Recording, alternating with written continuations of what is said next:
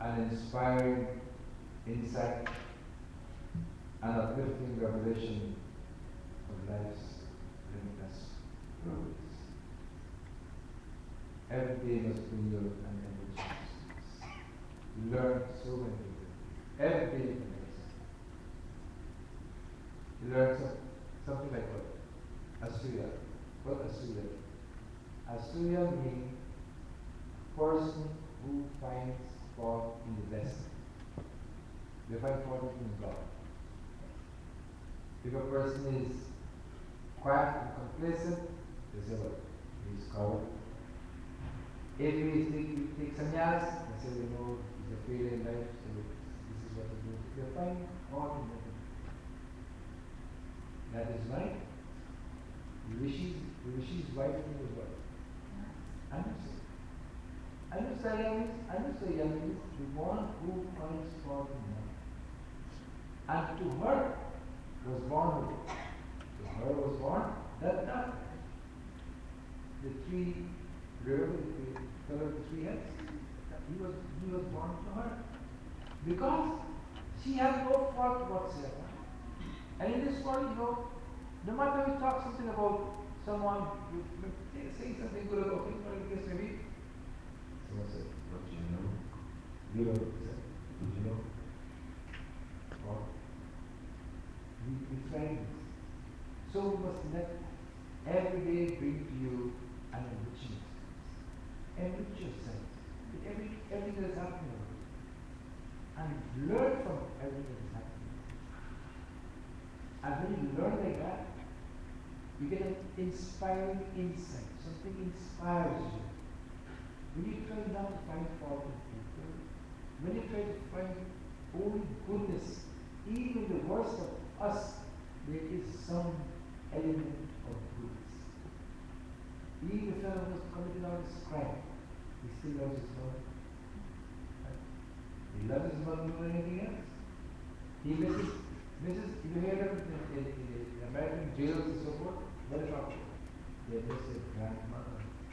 They miss their mother. Committed all the crime. But yeah, who knows what has caused them to commit all these things? They continue to have every one of us, no matter in the worst of us, in the most devilish of us, always look to see what is good. And when it comes to tsunami, try to make them good. Make them come back to the fold. And always you must revel in the what? In the revelations of life. But there are three things. There are three knots of the heart. And there's a beautiful saying from Upanishad, which I would like you to repeat with me. Yada sarve pravidyante, yada sarve pravidyante, hridayasya grandhaya, hridayasya grandhaya, atha mrityu amrito bhavate, atha mrityu amrito bhavate, etavat yanushāsanam, etavat hanushāsanam. There are three knots that prevent us in our hearts, that prevents us from enjoying the work, the creation, and enjoying the bliss of the world. And the three knots in our heart that prevent us from enjoying, from getting this enriching experience. You see, you live your life every day, and you say, well, you know, I have not gained any experience today or yesterday. Something is preventing us from gaining an experience. Every day is an experience for us. And every day we must enjoy the limitless glory of Bhagavan. You see the sun rising in the morning? Is there anything more beautiful than that? The sun rising above the water is one of the most beautiful sights in the world. The sun going down, the sunset. It is described in the Vedas that when the sunset comes, so many colors come in the sunset. You know what the saints say when they see that? Say, Bhagavan is changing his clothes with different colors. Look how they translate. You see, a poet sees a sunset and he sees it from a poetic eye, right? Beautiful sunset and various colors, etc., etc. And another person sees, oh, what a beautiful sunset, the golden color of the sky. But how the sage sees this? The sage sees that same sunset as the Lord changing his clothes. Because when you see the sunset, especially now, if you follow the sunset, you will see different colors as the sun is going up. You look at it. He is changing his colors. So we must see the glory of the Lord. And these knots, which are what? Avidya, ignorance. Ignorance is one of the greatest knots that prevents us from enjoying this. We take everything for granted, is that true? Your little toe, the toenail of your little toe. You don't know it's there. You know when you know it's there? When you have to go and see the doctor, you go to the canal, you say, what is the toe? What's up? The nail is gone. The nail of the little toe, which is hardly a nail actually. It's just a vestige of a nail. But if it bothers you a little bit, then you know what? I have a toe. Otherwise you don't know you have a toe. Right? You don't know you have a nose unless your nose is your problem.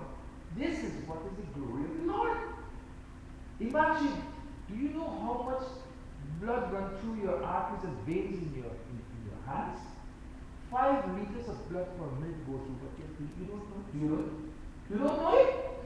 This is the glory of the Lord. The glory of the Lord is not only to come and sit down in the Mandir and look at and do puja path, but the glory of the Lord is when you've done this puja path, it must so purify you that you can see Him in every tree, in every leaf, in every bird, in every flower. You see the Lord. And when you see Him like that, the avidya, the ignorance goes away. So the 3 knots of the heart are avidya, ignorance, kama, desire. When the desire comes into our heart, it prevents us from getting to Him. I'm not saying you shouldn't have desire. I talked about this earlier, class 61st. That desire you can have, but you must have desire for the things that are good in life. So, desire and karma. 3 knots. Avidya, kama, and karma. You hear what the machine gun called AKK? Yeah? AKK. Avidya, kama, and karma. The 3 knots of the heart that prevents us from enjoying this is that, the desire always comes first. Why can't I have a little bit more of money? Why can't I have a little bigger house? Why can't I have a little bigger garden? Why can't I have a little bit? It always comes. Why can't I? Why can't I? Why can't I? You don't say, why can't I have a little more faith in the Lord? Look, we have faith in the radio. Exactly. If you turn the knob of the radio on, you know what? Sound will come. Unless there is a blackout. Right? There are smart people in the audience. You got to always address all this. You turn the knob off the radio comes on. You put this switch on the plug, the light comes out. You go to play, who's your faith is with? Your faith is with the pilot. Except if you're coming from where? From Korea, and it's coming in 777. Then you know your faith is a little bit tested at that time. So your faith is in the pilot. But do we have faith in God? We don't. We pay lip service to Him, that we have faith in Him. But with the light of faith shining in each heart, every adversity assumes a divine meaning. Every adversity we get in life, it teaches us something, if you have faith. If you don't have faith, then you hold your head to the ground.